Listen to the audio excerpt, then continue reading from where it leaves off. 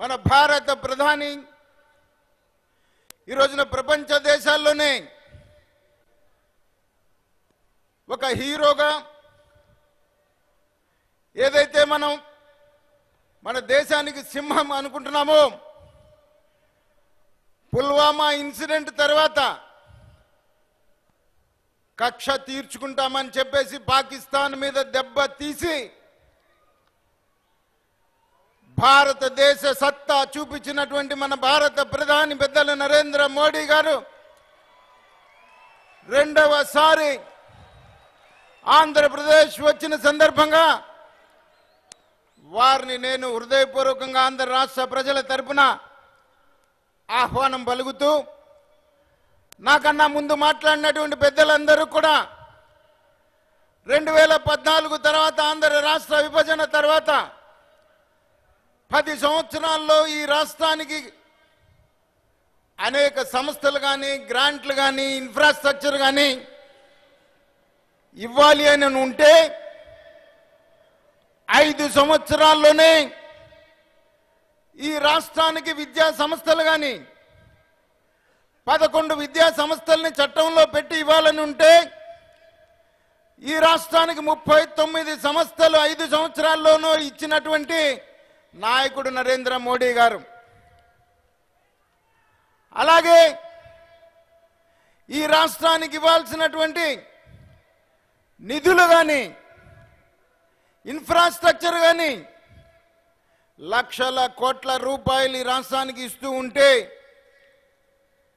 వచ్చిన ప్రతి రూపాయి కూడా అవినీతికి పాల్పడుతూ జన్మభూమి కమిటీ సభ్యుడి దగ్గర నుంచి ముఖ్యమంత్రి కుమారుడు దాకా ఈ రాష్ట్రాన్ని దోచుకు తింటూ వాళ్ళ దోపిడీని, అసమర్థతని, అరాచకాన్ని కప్పిపుచ్చుకోవడానికి తనకు సపోర్ట్ చేస్తున్నటువంటి పచ్చ మీడియాతో నరేంద్ర మోడీ గారు ఈ రాష్ట్రానికి అన్యాయం చేస్తున్నారనేటువంటి ఒక దుష్ప్రచారం ఈ రాష్ట్రంలో చేసి, ఆ దుష్ప్రచారం మధ్యలో 2019 ఎన్నికల పబ్బం గడుపుకోవాలని చూస్తున్నటువంటి ముఖ్యమంత్రిని ఆటలు చల్లవు అని చెప్పేసి నేను చెప్తా ఉన్నాను. ఏదైతే నిన్నటిదాకా రైల్వే జోన్ ఇవ్వలేదని చెప్పేటువంటి పెద్దలు ఇవాళ రైల్వే జోన్ ఇస్తే ఆదాయం ఒరిస్సాకి వెళ్తుందట. ఎవరో తెలియని చిన్న కార్యకర్త మాట్లాడితే ఒప్పుకుంటాం, కానీ ఎంతో అనుభవం ఉంది నాకు.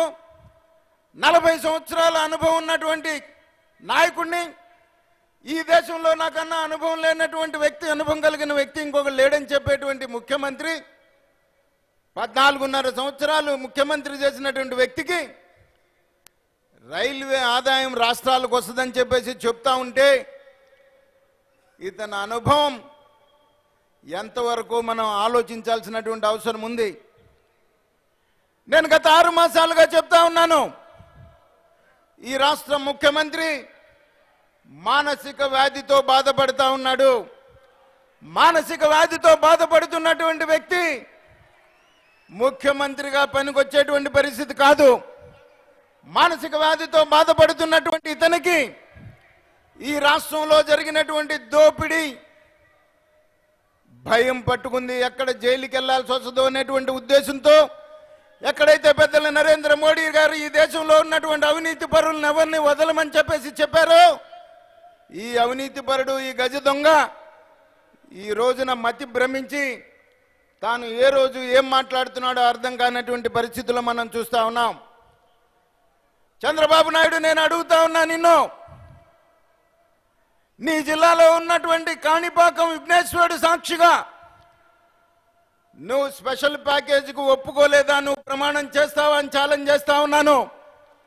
నీకు దమ్ముంటే నువ్వు ఈ రాష్ట్రానికి స్పెషల్ ప్యాకేజీ నేను ఒప్పుకోలేదని చెప్పేసి నువ్వు చెప్తూ ఉంటే, అదే నిజమైతే నువ్వు కాణిపాకం వినాయకుడి సాక్షిగా నీకు దమ్ముంటే ప్రమాణం చేస్తావా అని చెప్పేసి నేను అడుగుతా ఉన్నాను.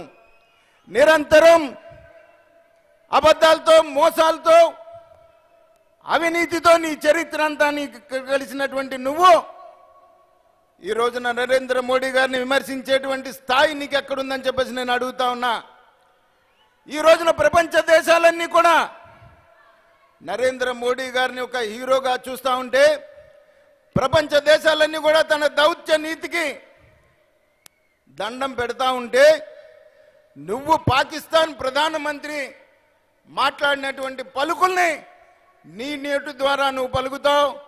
నువ్వు పలికినటువంటి పలుకుల్ని ఈ రోజున పాకిస్తాన్ పార్లమెంట్లో నువ్వు మాట్లాడినటువంటి మాటల్ని పాకిస్తాన్లో ట్రెండ్ చేసేటువంటి పరిస్థితికి వస్తే ఈ రాష్ట్రంలో ఉన్నటువంటి ఇతను దేశద్రోహ నేరం కింద పరిగణింపబడడా అని చెప్పేసి నేను అడుగుతా ఉన్నా. ఇటువంటి వ్యక్తి ఈ రాష్ట్రానికి ముఖ్యమంత్రిగా కాదు కార్పొరేటర్గా కూడా పనికిరానటువంటి వ్యక్తి 2019లో ఖచ్చితంగా నరేంద్ర మోడీ గారి నాయకత్వంలో ఖచ్చితంగా ఈ రాష్ట్ర ప్రజలు బుద్ధి చెప్తారని చెప్పేసి నేను ఈ సందర్భంగా తెలియజేస్తూ మరొక్కసారి వీర జవాన్ల యొక్క ఆత్మ సాక్షిగా వాళ్ళ ఆత్మ శాంతి చేకూరేలాగా ఏ రోజైతే ఆ రోజు మీరు చెప్పారో ఖచ్చితంగా మీ బలిదానానికి పగ తీర్చుకుంటామని పగ తీర్చుకొని ఇక్కడికి వచ్చినటువంటి మీ అందరికీ మీ నాయకత్వానికి మేము నమస్కారం తెలియజేస్తూ సెలవు తీసుకుంటున్నాను. భారత్ మాతాకి భారత్ మాతాకి.